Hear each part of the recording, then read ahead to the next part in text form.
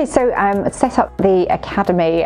We had so many students wanting to come and do work experience, and we couldn't see them all, and we're quite a small business, not enough desks for everyone. So it was my way of creating something to allow students to come and learn about our industry in a way that doesn't take too much of their time, but gives them a flavour for why they might want to work in a digital agency.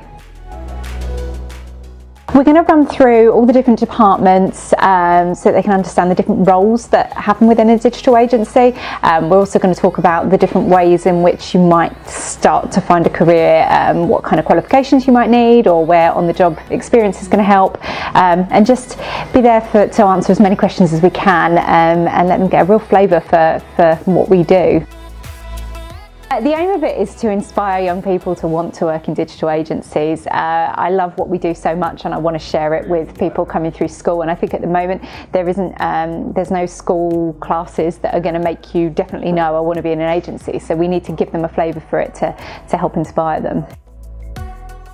Students can get involved by going to reflectdigital.co.uk/school-academy.